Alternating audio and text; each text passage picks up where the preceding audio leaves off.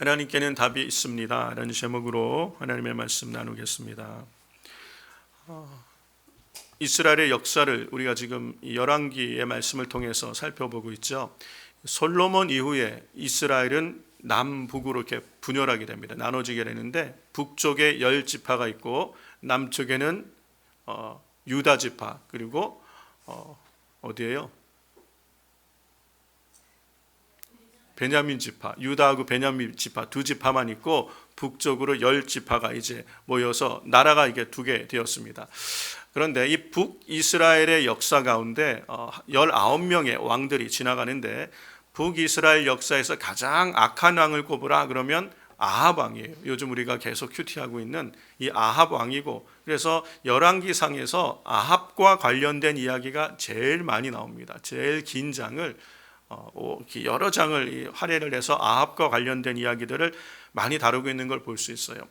그러니까 북이스라엘 역사에 가장 악했던 이 아합 왕의 시대에 이 아합 왕은 하나님 여호와를 섬기는 것을 배신하고 하나님을 버리고 이 북이스라엘을 바알 종교로 바꾼 사람이에요. 이스라엘의 국교를 바알을 숭배하는 것으로 바꿨던 왕이죠. 그래서 바알과 아세라를 숭배하는 나라가 되었고 백성들이 다 바알과 아세라를 숭배하게 되어버린 하나님께서 이 아합에게 진노를 하시는데, 하나님께서는 이렇게 모든 상황과 환경이 절망적이고 죄악이 관영하고 온 나라가 다 바알을 섬기는 것 같은 이 시대에, 가장 어두운 것 같은 그런 시대에 하나님께서는 가장 밝은 빛으로 북이스라엘 가운데 함께 오고 계신 걸 볼 수 있어요.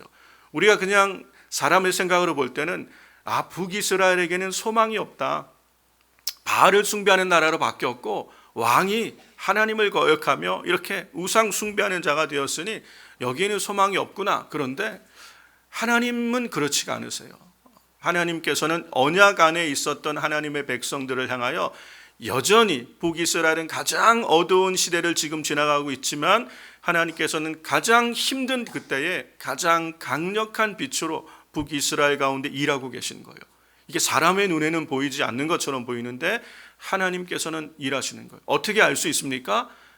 여러분, 구약 성경에서 율법을 대표하는 인물이 모세예요. 구약을 대표하는 두 명이 변화산에서 예수님과 함께 나타나죠. 하나는 모세였고 하나는 엘리야예요. 엘리야는 구약 성경 전체에서 선지자를 대표하는 인물이었어요. 그런데 이 엘리야가 어느 시대에 활동하냐면 이 북이스라엘의 아합 시대에 하나님은 엘리야를 보내셔서 북이스라엘에서 사역을 하게 하시는 게 엘리야예요. 그리고 그 후계자가 엘리사. 이 가장 구약 성경 역사의 위대한 선지자였던 엘리사가 북이스라엘에서 바로 이때에 사역하게 하신 것이에요.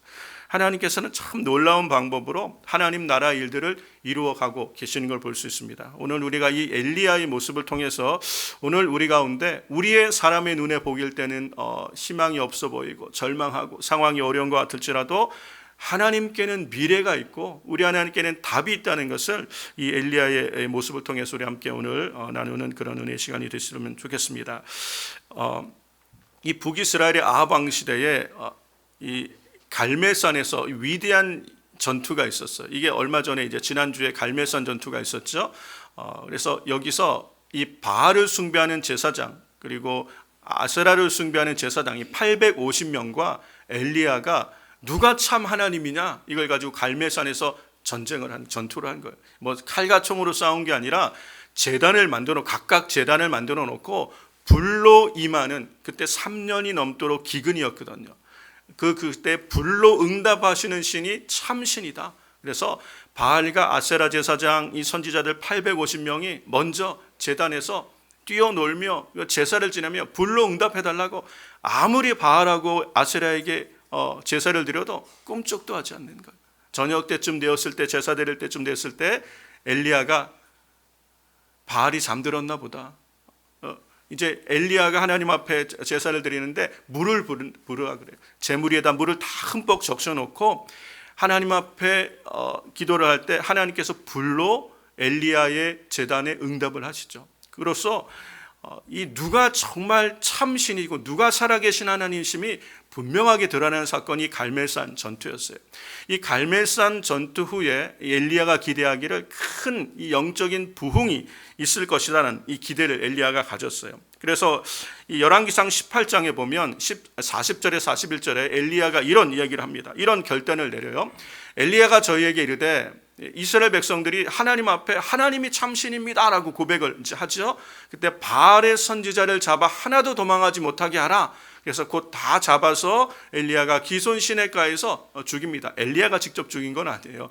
백성들로 하여금 다 이렇게 바알을 숭배하는 제사장 850명을 다 이렇게 죽입니다. 그리고 41절에 엘리야가 아합에게 얘기하는 얘기예요. 이제 올라가서 먹고 마시소서. 3년간 기근이 있었기 때문에 제대로 먹지도 못하고 아합 왕도 근심이 많았기 때문에 이제 큰 비가 내릴 것입니다. 큰 비의 소식이 있을 것입니다. 정말 큰 비가 내리거든요. 이제 하나님께서 이렇게 응답하시니까 이스라엘이 이제 누가 참 하나님인 줄 보았으니까 이제는 회개하고 하나님께로 돌아올 것이다.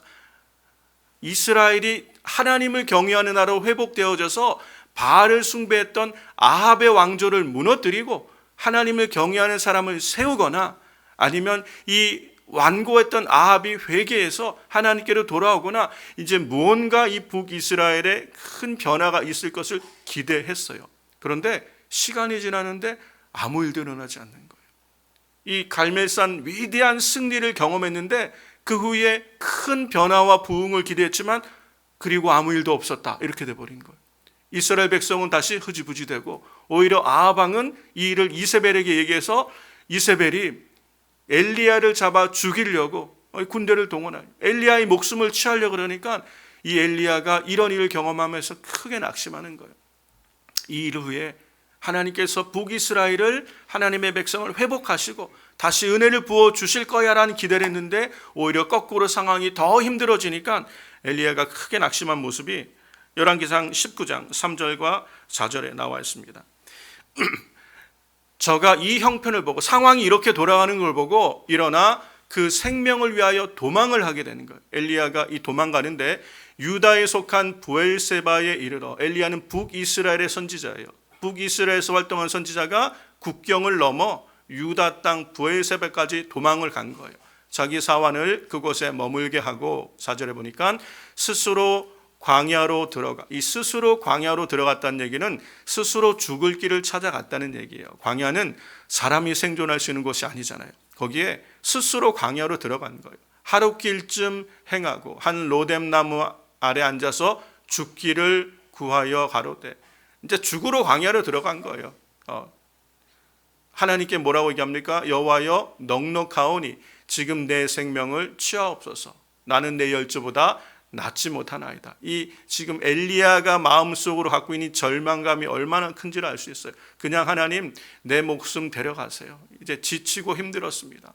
나는 내 열조보다 못하나. 이게 뭐냐면 그 열조가 하나님을 계속 원망하고 불평했던 것처럼 지금 엘리야 안에도 이런 마음이 있는 거예요. 나는 내 열조보다 나은 게 하나도 없습니다. 나는 무능합니다. 그렇게 위대한 선지자예요. 가장 위대한 선지자고 능력의 종인데 이런 지금 침체 가운데 빠져있는 낙심하고 있는 거예요. 하나님 앞에 하나님 데려가세요 이러고 있는 엘리야의 모습을 볼 수 있죠. 하나님께서 까마귀를 통해서 엘리야를 먹이시고 엘리야가 결국은 어디까지 또 피해가냐면 40일을 더 달려가서 호렙산에 이르게 돼요. 호렙산, 그 신의 산입니다. 호렙산.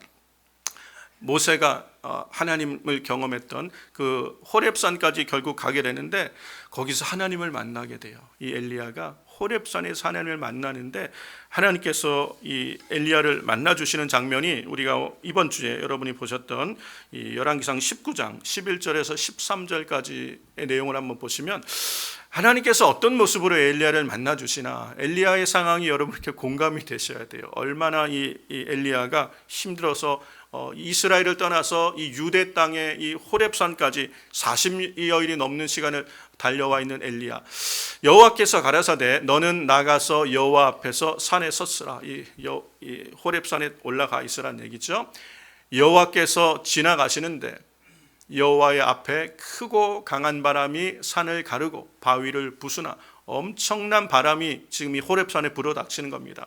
그런 엄청난 일들 가운데 이 바람 가운데 여호와가 계시지 아니하고 바람 후에 지진이 있는데 이 지진 가운데도 여호와가 계시지 아니하며 또 지진 후에 불이 있으나 불 가운데도 여호와가 계시지 아니하더니 불 후에 세미한 소리가 있는지라. 이게 무슨 얘기냐면요, 지금 엘리야에게 하나님께서 이 상황들을 비주얼하게 보여주시는 거예요. 이 지금 강한 바람 그리고 지진, 이 불, 이거는 출애굽기에 보면 하나님께서 시내산에 강림하셨을 때 하나님의 임재가 있을 때 나타나는 현상들이에요. 하나님의 임재의 현상들이고 하나님의 권능을 나타내는 것이 바람, 강한 바람 그리고 지진, 이 불로 임하시는, 이게 하나님의 능력, 권능을 나타내는 거거든요. 그런데 엘리야는 권능의 사도였어요. 능력의 사도였어요. 하늘에서 불을 내렸던 이 능력의 사도였는데 엘리야에게 하나님이 이렇게 가르치시는 거예요. 그 모든 것들, 강한 바람이 지나가도 여호와께서 거기 계시지 않고, 지진이 지나가도 여호와께서 거기 계신 줄 알았는데 계시지 않고, 불이 지나갔음에도 불 가운데도 계시지 않는 것. 흔히 사람들은 강력한 능력과 강력한 체험을 하면 변할 것이라고 기대를 하는 거예요. 지금 엘리야의 마음속에는 이런 갈멜산에 위대하게 하나님이 불을 내시는 이 사건을 보면 이스라엘의 백성들의 마음이 변화해서 하나님께로 돌이킬 거라고 생각했는데 그런 것으로 사람의 마음이 돌이키는 게 아니라는 걸 가르쳐 주시는 거예요. 사람의 마음은 기적을 보고 능력을 본다고 해서 완전히 새로워지는 게 아니라는 거예요. 잠깐은 변화를 할 수 있어요. 그러나 우리의 진정한 회심, 우리가 진정으로 하나님께로 돌아가는 것은 이런 기적이나 능력을 체험했을 때가 아니라는 걸 지금 가르쳐 주시는 거예요. 뭘 가르쳐 주시는 거예요? 이 모든 것이 지나간 후에 하나님은 계시지 않지만 세미한 소리가 그 다음에, 이 평온한 소리란, 이 히브리어 헬라어를 히브리어 원어에 보면 이 작은 평온한 소리가 그때 들리기 시작하는 거예요. 이 평온한 소리 가운데 12절 말씀을 보시면 뭐라고 얘기하시는 거예요? 그 다음에 하나님께서 이 세미한 음성 가운데 엘리야에게 말씀하시는 거예요. 엘리야에게 나타나시는 거예요. 이 하나님의 조용한 평온한 소리를 들으며 엘리야가 얼굴을 가리죠. 하나님의 임재를 경험하면서 두려움으로 얼굴을 가릴 때 그때 소리가 있어 하나님께서 엘리야에게 임재하시는 거예요. 강력한 산에 바위가 터져나가는 강력한 바람이 불어도 하나님은 거기 계시지 않았고, 지진이 일어나서 땅이 흔들리는 이 천지가 요동하는 것 같은 그런 속에서도 하나님은 계시지 않았고, 불이 임하는 것, 불이 갈라지는데도 하나님은 계시지 않은 것 같은데 세미한 중에, 고요한 중에, 평온한 중에 작은 소리로 하나님의 말씀이 임재하는 거예요. 그 말씀이 우리의 심령을 변화시키는 줄로 믿습니다. 여러분, 우리는 이런 강력한 체험을 사모해요. 하나님, 내게 그냥 강력한 체험을 주세요. 성령의 불을 내려주세요. 그럼 내가 변화될 것 같습니다. 여러분, 그렇게 해서 우리의 인생이 회심하고 하나님을 경험하는 게 아니라 하나님의 말씀이 내 안에 들려야 돼요. 하나님의 말씀이 진정으로 우리의 내면을 변화시키는 것은 하나님의 말씀이에요. 생명의 말씀이에요. 예수님이 하셨죠. 내가 너희에게 이른 말이 영이고 생명이다. 우리 신앙생활하면서 우리가 다시 한번 우리를 살게 하시고 우리의 내면을 정말 새롭게 하시고 거듭나게 하시고 영생의 소망과 확신을 주시는 것은 기적과 체험, 능력, 도움은 줍니다. 구원에 대한 확신의 증거들은 되지만 진정으로 우리 안에 참 변화는 하나님의 말씀이 내 안에 들려야 돼요. 하나님은 이렇게 우리를 찾아오시는 것. 엘리야에게 세미한 음성으로 평온한 작은 소리로 찾아오시는 것. 그러면서 주님이 하시는 말씀이 엘리야야 내가 어찌하여 여기 있느냐. 하나님께서 엘리야가 왜 지금 여기 있는지 몰라서 물어보시는 겁니까? 이게 엘리야에게 What are you doing here? 이 물어보는 거죠. What are you doing here? 엘리야, 너 여기서 지금 뭐 하고 있니? 엘리야에게 다시금 정체성과 사명을 자각하게 해주는 거예요. 자각하게 해주는 거예요. 엘리야가 지금 있어야 될 곳은 여기가 아니에요. 엘리야를 북이스라엘의 선지자로 하나님이 세우시고 그를 보내셨는데 지금 엘리야는 어디 와 있는 거예요? 남유다까지 도망와 있고 호렙산에 지금 피해 있는 거예요. 여기 와 있는 거예요. 엘리야가 스스로 여기까지 달려온 거예요.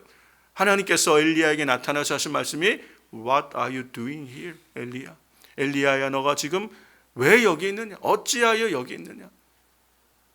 엘리야는 하나님이 그렇게 물어보시는데 엘리야도 하고 싶은 말이 있잖아요.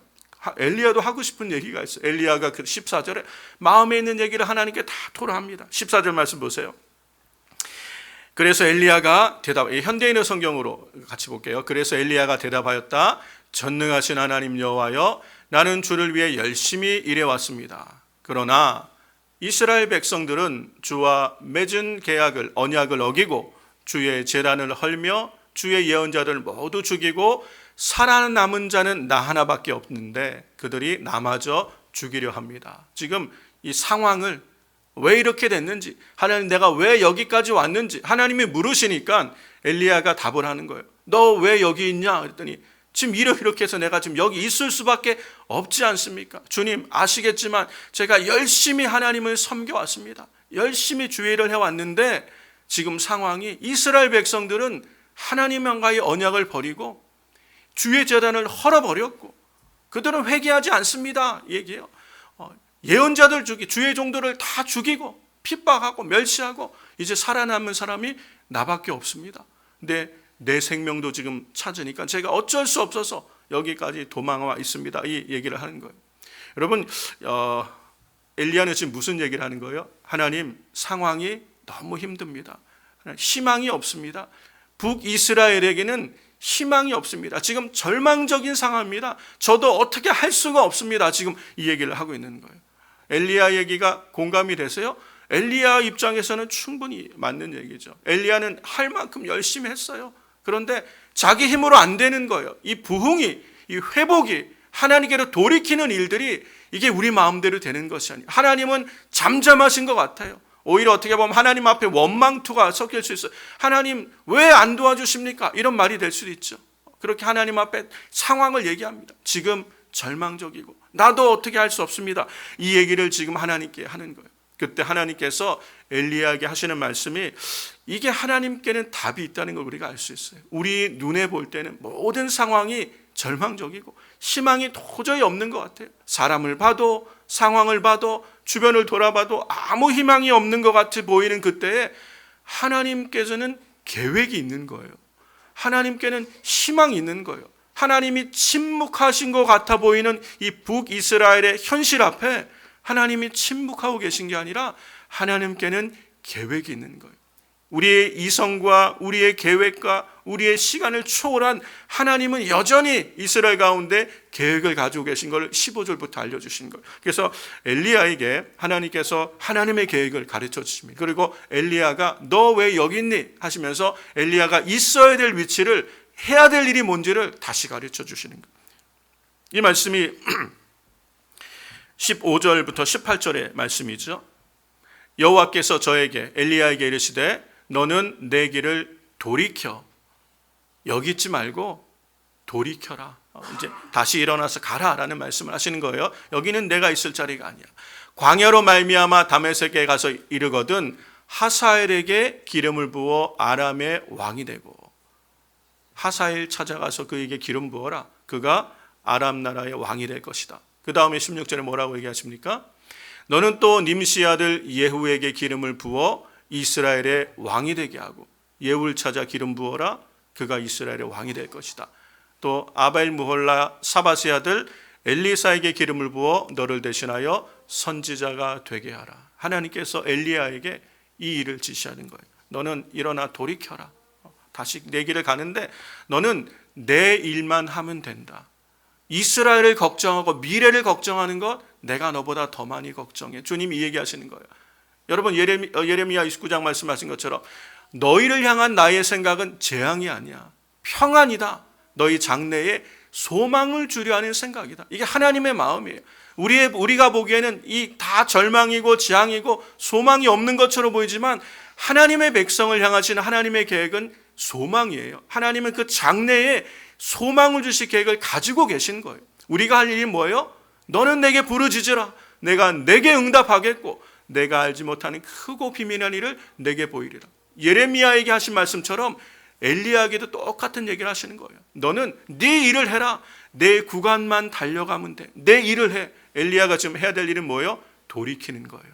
돌이켜서 주저앉아 있지 말고 낙심하여 있지 말고, 죽여달라고 그러고 있지 말고 돌이켜서 뭘 하라는 거예요? 네가 할 일을 하라는 거예요. 그게 뭐예요? 기름 부으라는 거예요. 여러분, 이 기름 붓는다는 게 놀라운 일입니다. 기름 부을 때는 아무 일이 없을 것 같지만 기름 부음이 있고 나면 하나님의 역사가 시작이 되는 거예요. 하사엘에게 기름을 부어라. 이 하사엘이란 사람이 누구냐면 지금 아합과 전쟁 중인 이 아람이란 나라의 왕이 벤하닷이죠. 이 벤하닷의 군대 장관이 지금 하사엘이에요. 그러니까 이 아람의 왕의 군대 장관에게 가서 그에게 기름 부으라는 거. 그가 다음 아람의 왕이 된다는 거. 근데 실제로 전쟁 중에 이 하사엘이 벤하닷을 죽이고 아람의 왕이 됩니다. 그리고 아람의 왕이 된 이후로 지속적으로 이스라엘을 괴롭히게 돼요. 그러니까 하나님께서 하나님을 거역했던 이스라엘 백성을 징계하는 채찍으로 아람의 왕을 삼아서 이 하사엘을 사용하신 걸 볼 수 있어요. 하나님께는 계획이 있는 거예요. 하나님께서는 반드시 하나님의 하실 일을 진행하시는 걸 볼 수 있어요. 그래서 하사엘에게 기름을 부으라라고 말씀하신 거고, 예후가 누구냐면 아합 왕이 이제 나이가 들고 그 아들 요람이 왕이 됩니다. 그 요람이 왕이 될 때 요람 밑에 군 장군들이 있는데 그 중에 한 장수가 예후예요. 그러니까 아합의 아들 요람이 왕일 때 그 밑에 장군이었던 사람이 예후인데, 이 사람이 결국 일어나서 아합의 가문을 완전히 진멸합니다. 한 사람도 남기지 않고 아합의 가문을 완전히 진멸해서 하나님께서 아합의 가문을 향한 예언을 그대로 성취하게 되는 게 예후예요. 이 예후가 북이스라엘에 남아있는 모든 바알 숭배자들을 다 잡아서 죽여요. 바알 숭배자들을 회복을 이루는 일에 예후를 쓰게 돼요. 그 일을 엘리야는 뭘 하면 되는 거예요? 엘리야는 그 예후를 찾아 기름을 부으라는 거예요. 그게 네가 할 일이야. 그리고 엘리사를 찾아 기름을 부어라. 그래서 이 16절 이후에는 엘리사를 만나서 엘리사를 부르는 이야기가 나오죠. 엘리사에게 기름 부으는 거예요. 그 다음 세대는 그 다음 엘리사가 맡아서 감당하는 거예요. 하나님은 하나님의 계획을 이루어 가십니다. 하나님의 사람들을 일으키시는, 기름 붓는 게 지금 엘리야가 하는 일이에요. 네가 다 해결하려고 하지 마라. 네가 다 짊어지려고 하지 마라. 누구예요? 하나님께서 하신다는 거. 하나님께는 답이 있는 거. 내가 다 해결하려고 그러면 답이 없죠. 여러분 가정, 여러분 사회생활 문제 있고 어려운 상황 많습니다. 그렇죠? 요즘 삶이 얼마나 힘들어요. 국제 정세도 힘들고 여러 가지가 복잡하고 미래가 참 암울해 보일 때 이 모든 짐을 다 지고 내가 해결하고 할 때 답이 없어요. 답이 없더라고요. 저도 지난 몇 주간 참 많이 이렇게 힘들게, 엘리야 같은 마음이 꼭 제 마음이었어요. 근데 마침 딱 화요일 날 큐티하는데 이 말씀이 나오는데 마음에 하나님께서 내 상황을 다 아시나라는 그런 마음도 들더라고요. 엘리야처럼 하나님 앞에, 이런 말하면 불경하지만 하나님 배째세요 이러고 싶었는데 하나님께서 네 일만 해라. 네 일만 해라. 내가 이 모든 걸 다 짊어지고 이거 다 하려고 하면 우리는 못하는 거예요. 우리가 감당할 일만 하면 되는 거예요. 내게 맡겨주신 일을 하면 되는 거예요. 성도님들, 내가 왜 여기 있느냐? 우리 주님이 물어보실 때 우리는 우리의 위치를 찾아서 우리의 일을 하면 돼요. 각자의 위치에서 각자의 부르심 받은 대로 자기의 일을 하면 되는 거예요. 가정에서든 일터에서든 하나님이 우리를 부르신 곳에서 내 구간을 달려가면 되고 내가 할 일을 하면 되는 거예요. 그런데 우리가 너무 큰 일까지 다, 이건 하나님께서 계획하고 계신 거예요. 하나님께서 북이스라엘을 향한 계획을 하나님이 가지고 계신 거예요. 하나님은 답이 있으신 거예요. 그래서 엘리야에게 이 일을 지시하신 거예요. 사람을 세우고 기름을 부었어요. 그랬더니 시간이 지나니까 그 기름 부음이 하나님의 능력이 되어서 역사가 일어나는 거예요. 하나님의 사람들이 일어나서 하나님의 계획을, 하나님의 뜻을 이루어 가는 줄로 믿습니다. 사랑하는 성도 여러분, 이게 신앙생활이에요. 여러분, 이게 구약의 역사만이 아니라 오늘 우리가 마주한 삶의 현장이 이와 크게 다르지 않습니다. 우리는 살아가면서 크고 작은 낙심과 심하면 절망을 경험할 때가 있어요. 할 수 있는 게 아무것도 없구나. 내가 할 수 있는 게 아무것도 없구나. 원치 않은 큰 질병이 찾아올 때 인생의 위기가 올 수도 있어요. 낙심하고 좌절할 수 있습니다. 경제적인 위기가 갑자기 우리 가정에 닥칠 때 어떻게 해야 될지 모를 수 있는, 동서남북 어디에도 답이 없는 것처럼 완전한 절망을 경험할 때가 있어요. 그런데 여러분, 우리가 낙심해서는 안 돼요. 우리 눈에 보이지 않고 우리 귀에 들리지 않고 답이 없는 것처럼 보일지라도 하나님께는 답이 있습니다. 하나님의 전문이 뭐냐면 길을 만드시는 분이에요. 하나님께서는 구약에도 신약에도 길을, 답이 없는 것 같은데, 길이 없는 것 같은 보이는 것에 길을 만드시는 분이 하나님이신 줄 믿습니다. 사막에 강을 내시는 분이에요. 광야에 길을 내시는 분이에요. 예수님은 길이 되셨어요. 영원한 생명의 길이 되셨어요. 예수님 안에 있으면 그게 길이에요. 여러분, 예수님과 연합하면 예수님이 계신 곳이 길이 되는 거예요. 놀랍지 않습니까?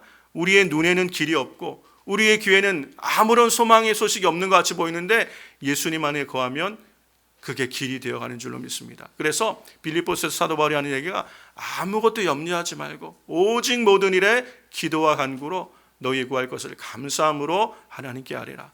그리하면 모든 지각에 뛰어나신, 이게 모든 상황을 아시는 하나님이라는 얘기예요. 모든 지각에 뛰어나신 하나님의 평강이 그리스도 예수 안에서 너희 마음과 생각을 지키시리라. 주님이 우리를 보고 계시고 주님과 연합되어지면, 주님 안에 거하면, 기도하면, 이 얘기예요. 기도하면 하나님께서 길을 내신다는 것이에요. 그래서 예레미야가 하신 말씀처럼 너희 장래에 소망을 주려는 게 내 생각이다. 그러므로 너희는 내게 부르짖으라, 이 얘기를 하시는 거예요. 기도하면 그 기도의 자리에 우리가 가야 되는 게 우리의 자리예요. 여러분, 엘리야야 내가 왜 여기 있느냐? 엘리야가 있어야 될 자리는 어디예요? 사명을 감당하는 자리. 성도님들, 우리가 있어야 될 자리가 어디예요? 여러분, 상황을 묵상하는 것이 아니라 하나님을 묵상하고 기도의 자리에, 자기의 자리에 갈 수 있는 우리 순전한 교회 성도님들 되시길 주의 이름으로 축원합니다. 성도가 기도의 자리에 있기만 하면, 그것이 여러분의 가정이든 교회이든 기도의 자리에 있기만 하면 희망은 있는 줄로 믿습니다. 하나님께는 계획이 있어요. 그래서 우리 하나님께서 에스겔에도 말씀하신 게 뭐냐면, 하나님께서는 이스라엘 이 남유다가 이 바벨론에게 완전히 망해서 바벨론의 포로로 잡혀갔어요. 희망이 전 이전에 다 끝난 것 같은데 하나님은 희망을 말씀하십니다. 그게 예레미야서 말씀이에요. 그렇죠? 아까 읽었던 하나님은 70년 만에 돌아오게 하신다는 것이. 어떻게 그런 일이 있습니까? 바벨론은 천하의 가장 역사상 강대한, 그 당시 역사 가운데 가장 강대했던 나라인데 어떻게 바벨론을 이렇게 우리가 돌아옵니까? 하나님은 70년 만에 돌아오시게 하시겠다고 약속하시고 뭐라고 얘기하시냐면 기도해라. 그래도 이스라엘이 기도해야 된다. 기도하면 응답하신다는 거예요. 사랑하는 성도 여러분, 기도할 수 있으면 소망이 있는 줄로 믿습니다. 우리 눈에 길이 보이지 않고 우리 귀에 희망의 소리가 들리지 않고 사방을 둘러봐도 사람을 봐도 낙심하고 세상을 봐도 낙심하고 이것저것 아무리 둘러봐도 아무런 소망이 없는 것처럼 보일지라도 하나님께는 소망이 있어서 우리 주님은 길이 되셔서 주님을 의지하고 신뢰하고 하나님의 약속을 붙들고 그 말씀을 의지하는 성도, 하나님 앞에 기도하는 성도들에게 길을 내어주셔서 살 길을 인도하실 뿐 아니라 하나님의 큰 구원의 은혜 역사를 나타내 주실 줄로 믿습니다. 그게 마지막 말씀이에요.